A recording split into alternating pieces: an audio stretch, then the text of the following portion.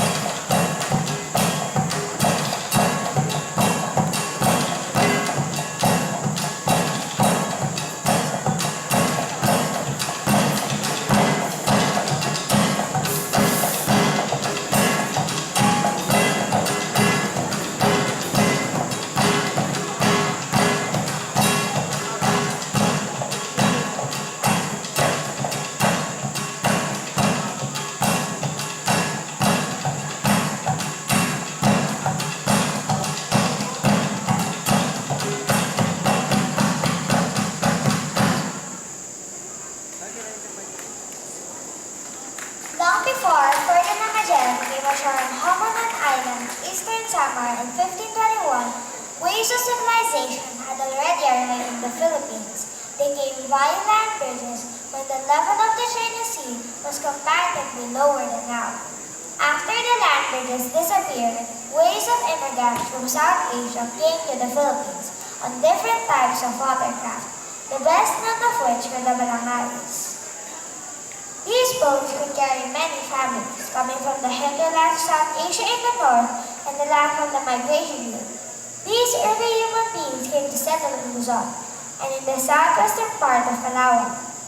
They brought with them their own culture, their own customs and beliefs, their own tools, weapons. The first inhabitants of the Philippines were the Pygmies. They were food gatherers, hunters, and fishermen. Then came the seafaring Indonesians, also bringing their own culture. The Malays followed. They were the lineal ancestors of present-day Filipinos. As told in Maragtas, 10 Barangayan Datos headed by Dato Puti landed on Panay Island in the 13th century. They eventually negotiated the purchase of the island's coastal area from its ruler. They established 3 colonies in Panay, and later, some of the Datos migrated northward to Lake Taal in Batangas. There is a story handed down through generations, that some of the Barangayan Datos headed by Dato Puti traveled through Taal Lake on balangays or sailboats, and they ended up in the area that became Silang. According to the story, the first settlers were Gating Gil, his wife Kat Kaliwanag, and their 7 children. Their children moved to different places and established their respective barangays. Kat Pagan stayed in Silang and developed the area.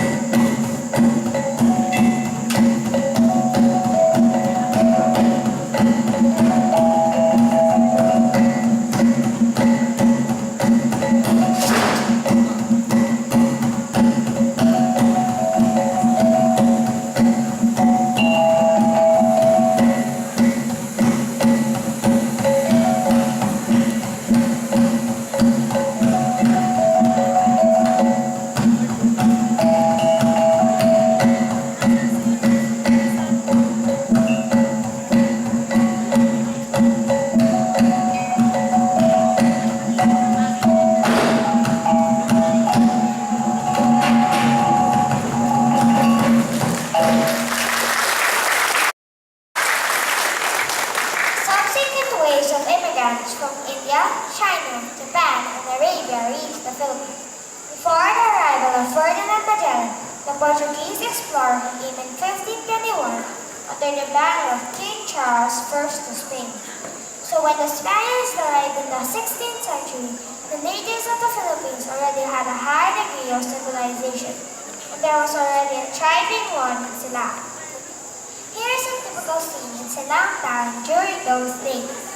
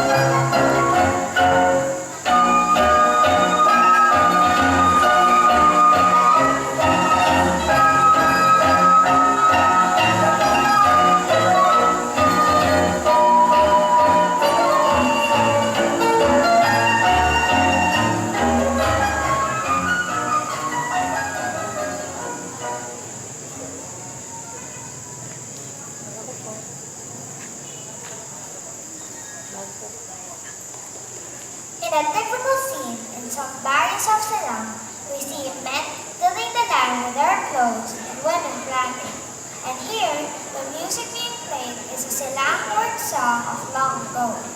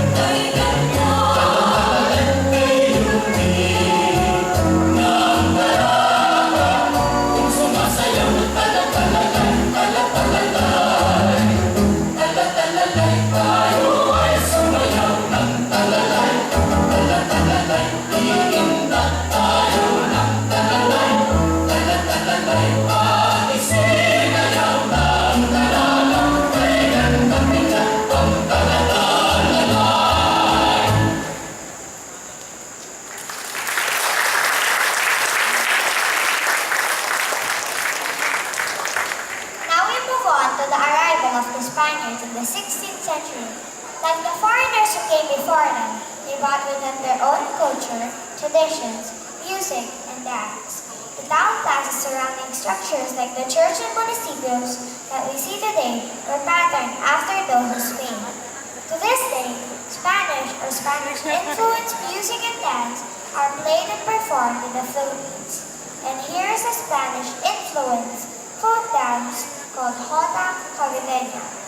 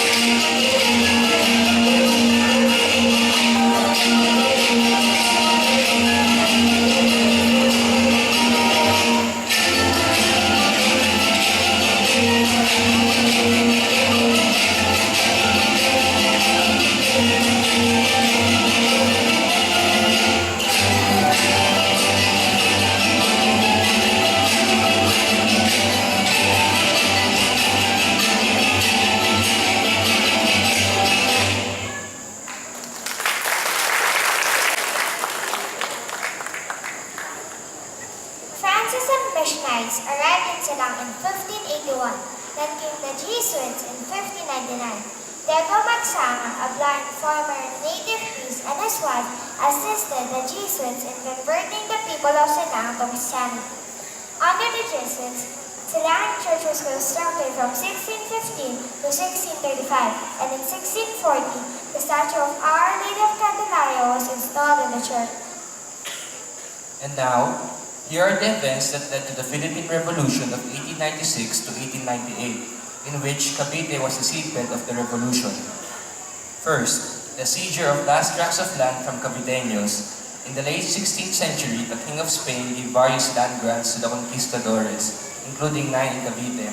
Friars or Spanish religious orders then became the landowners. These lands made up more than 1/4 of the total friar land holdings in the entire country. And yet no private individual in the province owned a square foot of land he could call his own. Second, the galleon trade and shipbuilding that began in 1565 and continued for 250 years.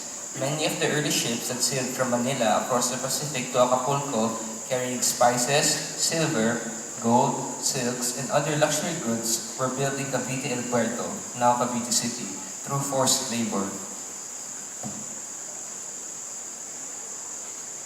Thousands of workers died of malnutrition, disease, and cold in infested jungles where ship timber could be found. Third, in Spain's desire to conquer more lands in Asia, it undertook a number of expeditions that a large number of Filipinos were pressed to join. Many of them were Caviteños, and many of them died in the wars related to those expeditions. Fourth, the most significant event during the 18th century was the Agrarian Revolt of April 1745 that started in Silang.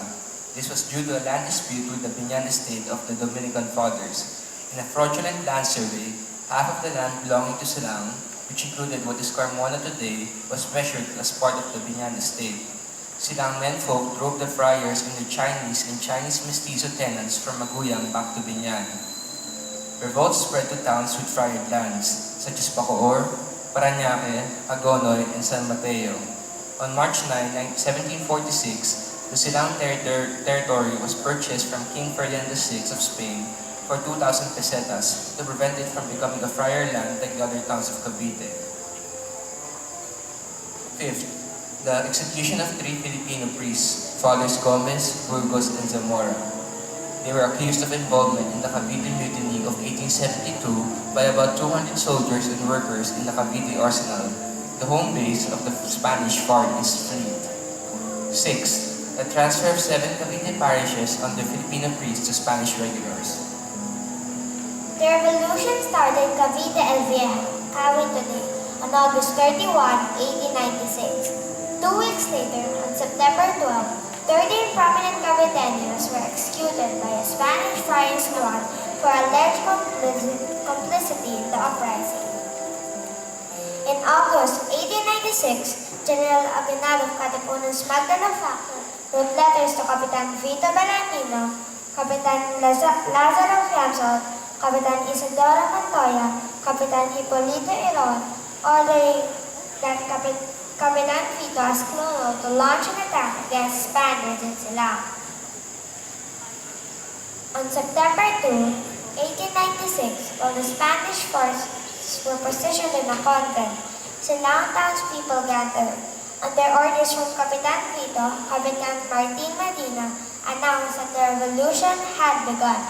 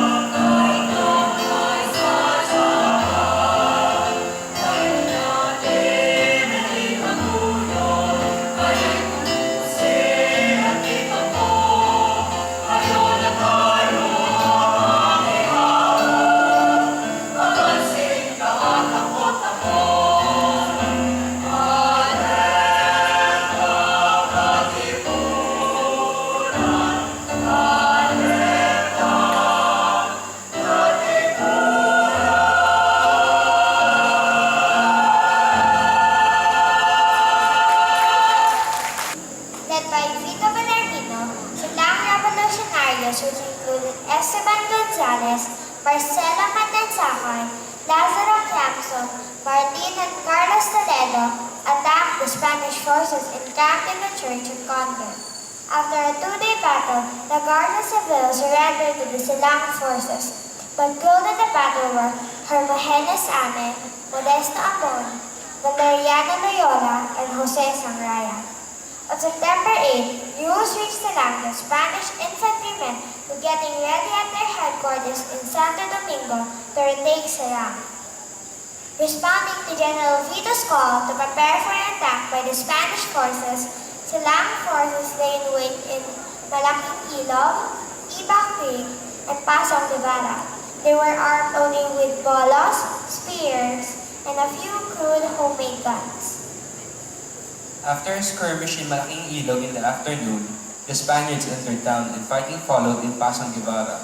Outgunned, the Silangeños retreated south of town to plan what to do next. The next morning, General Vito ordered the attack on the Spanish infantrymen, and the Filipino revolutionaries succeeded in driving out the Spanish forces back towards Carmona. A revolutionary government in Silang was formed, and Lazaro Clapson was elected Presidente, Hipolito Hiron, Vice-Presidente. During the year, evacuees from Calamba arrived in Silang, and a dual government was formed. One administering Silang, the other administering the Calamba evacuees, that existed from September 1896 to February 1897.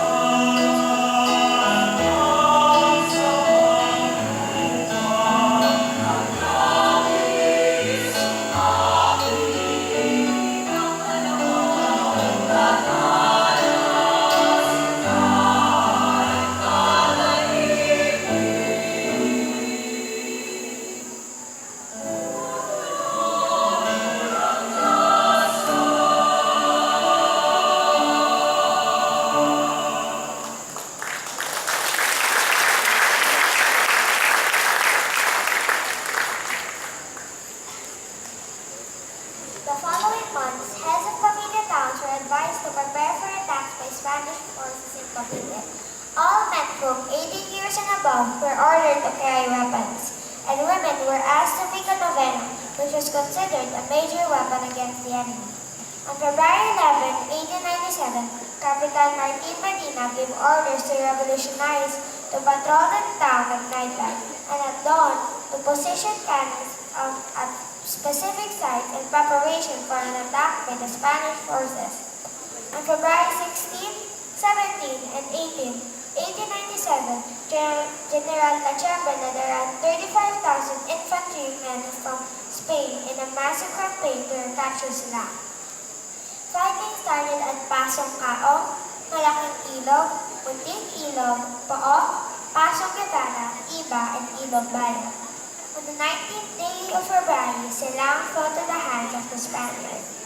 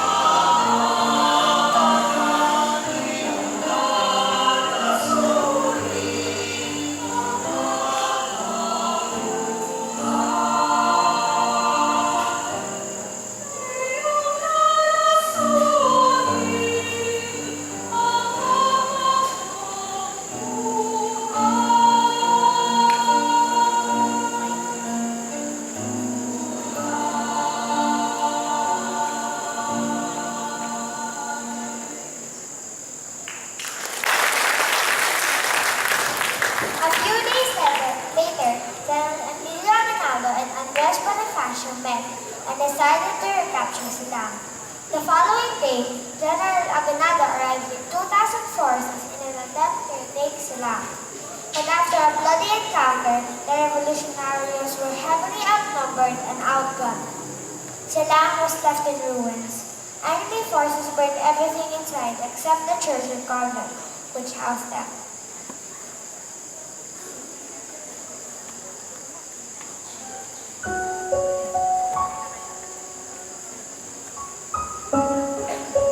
Hundreds of Filipinos, many of them women, were killed. More than 1,000 were wounded. Many fled the town and lived in misery for more than 6 months.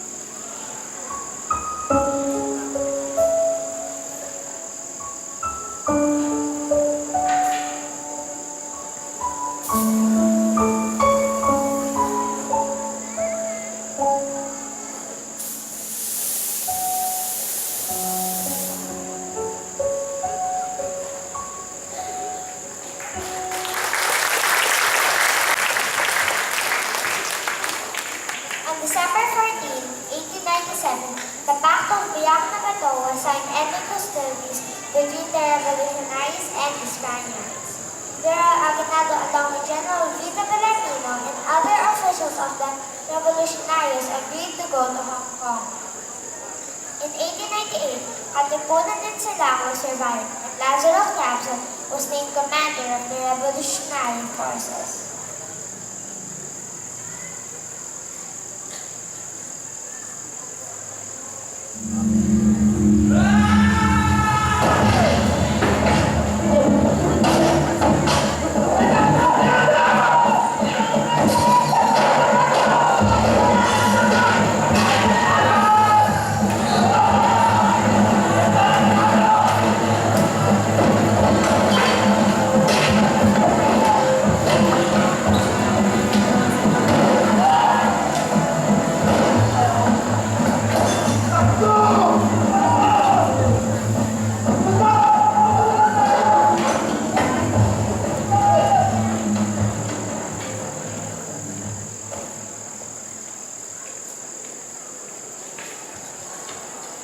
On June 1, 1898, the Silang revolutionaries under the command of Lazaro Capson once again rose up in arms against the Spaniards. When fighting started in the town, the Silang forces positioned themselves at several locations. Firing continued day and night. After 4 days, news arrived that guns had been delivered to Cavite for use by the Silang forces. On the 6th day of battle, Las Marinas and Imo sent the cannon that came from Cavite, some 150 meters north of the church. All positions then fired simultaneously, accompanied by the cannon manned by one Estrella. The cannon charged entered the church through the door. At around 8:30 a.m. on June 9, 1898, a Spaniard came out of the church waving a white flag. They briefly discussed the manner of their surrender. He entered the church, and then the officers of the Spanish forces came out of the church in double file. Led by their commander, the Spanish commander then ordered his troops to lay down their weapons, take 2 steps back, and stand at attention. Lazaro Capson, commander of the revolutionaries, then ordered his officers to walk towards the Spaniards double file and encircle them. The 11 officers of the Spanish forces signed the terms of surrender, witnessed and signed by Lazaro Capson, Agaton Ampata, Esteban Pelamide, Vicente Heron, Victor Capson, Vicente Loyola, Jose Lucero, and Pedro Velasco, who were then the officers of the Filipino forces.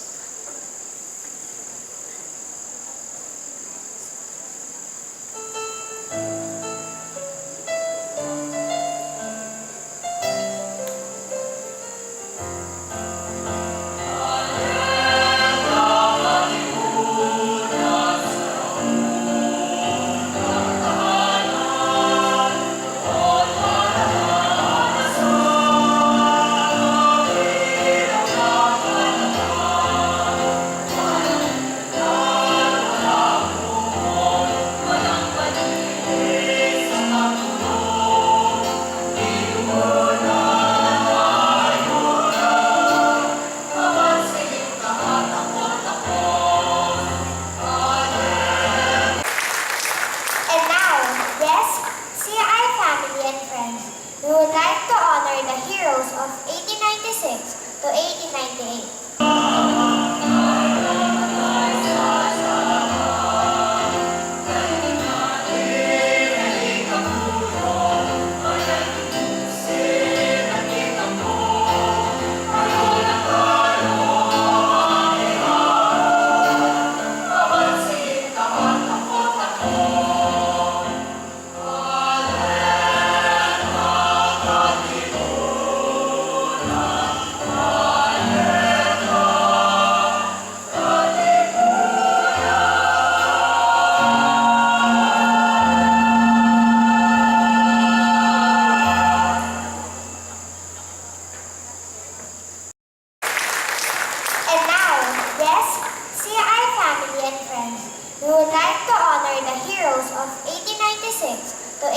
1898.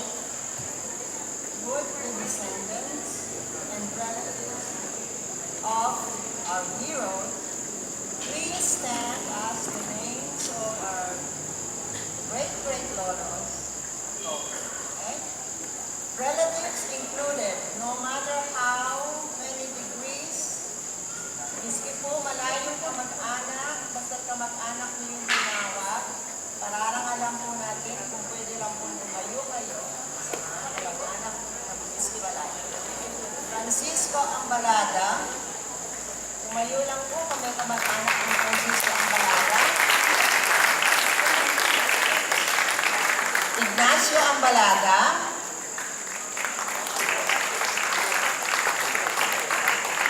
tumayo po kung meron kamag-anak. Agaton Ambata, Catalino Ambon, Modesto Ambon, Hermógenes Ame, meron po bang kamag-anak? Hermógenes Ame was killed in September 1896 in Silang battle. Okay, kaya po meron diyang H. Ame Street. Severo Amo, Leon Amulong, killed in Talisay battle po siya. Esteban Anciro, Venancio Ayeres, Dionisio Bautista, Jacinto Bataclan, Jose Bayacal, marami po niyang kamag-anak, Tomas Bayacal,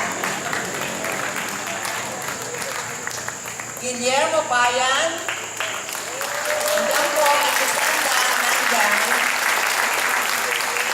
Cecilio Bede, Victor Velardo, Esteban Belamide, Geronimo Belamide,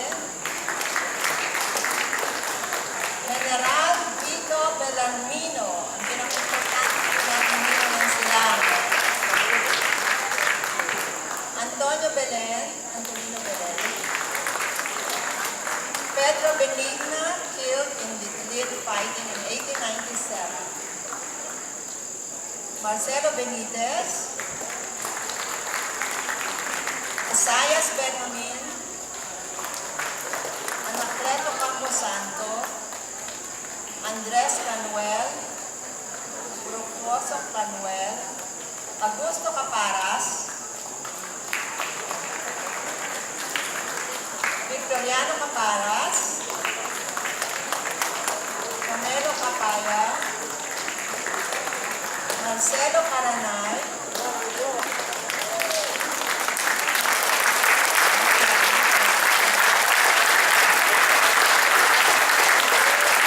Julian Castro, killed in September 1896, Silang battle. Julian Castro. Anacleto Cortez, Calixto Costa, Isabelo de Sacada, Jacinto de Sacada, Andres de Sengaño, Marcelo de Sengaño, Fabián de Sengaño, Tranquilino de Estura, Eugenio de Cruz, Juan Estrella,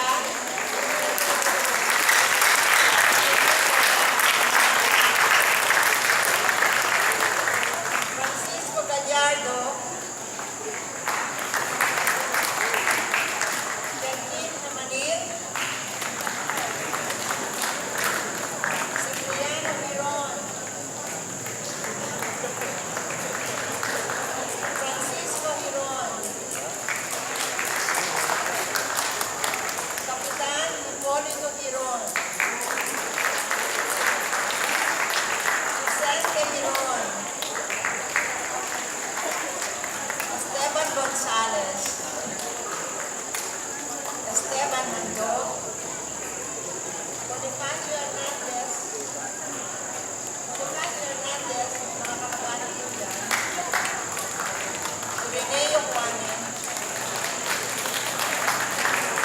Ireneo Juanco,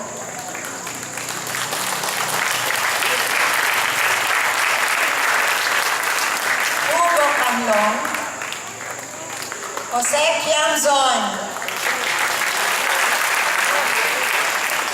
Kapitan Lazaro Quiamzon, Victor Quiamzon,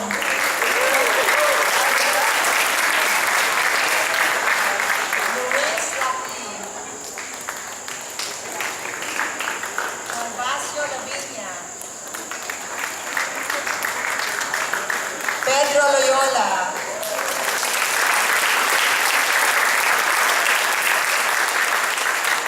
Valeriano Loyola, killed in September 1896 Silang Town Battle. Kapitan Vicente Loyola, Jose Lucero,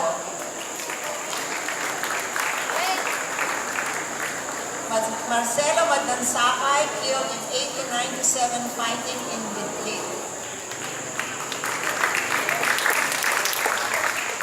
Nicolas Magdansakay, Pedro Magdansakay,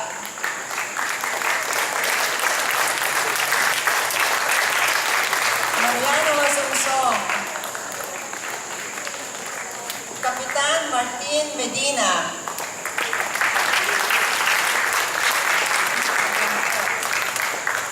Matias Mercado, Isidoro Montoya, Jose Montoya, Nicolas Montoya, Mariano Nerves, Juan Ordóñez, Saturnino Ordóñez, Pedro Pau, Romualdo Pau, Gaudencio Payan, Matias Poblete, Baldomero Reyes,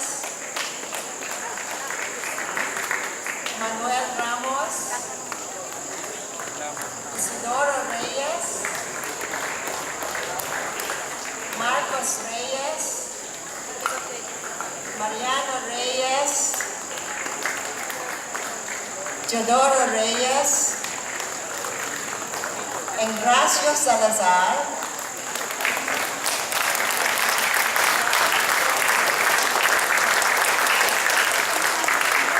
Jose Sangria, killed in September 1896 Silang Battle. Marami po dyan, Sangria, anak, Candido Sansoy,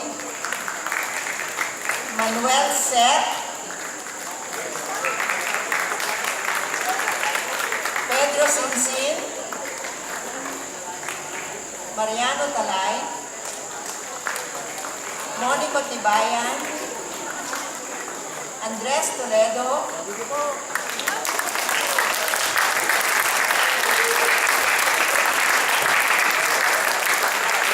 Kapitan Cando Toledo, Carlos Toledo, Elias Toledo,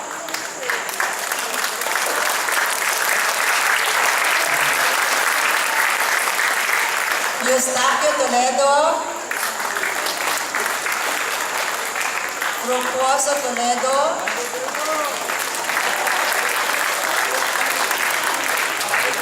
Isidoro Toledo, Rufino Toledo, Venancio Toledo,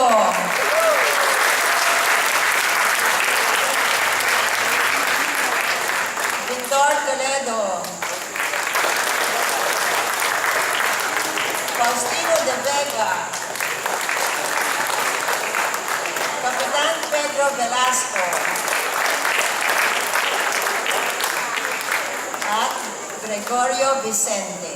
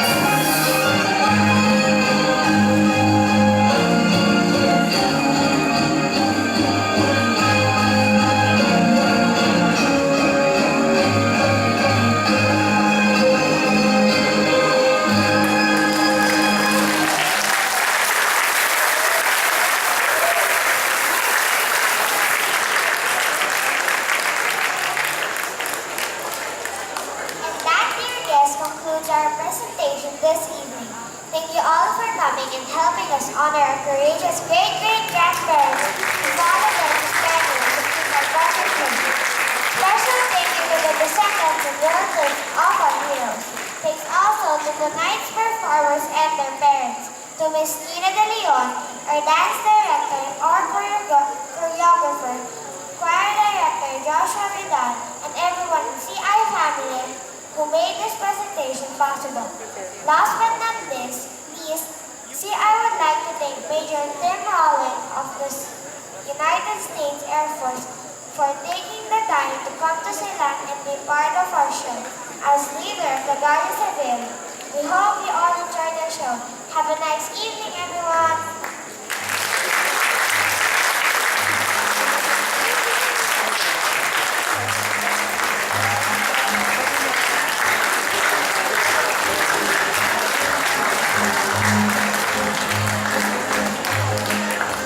Don't leave the stage, performers. We will have a photo op. Okay, stay on the stage. Everybody, please. Is everybody on the stage now? All the performers? Okay.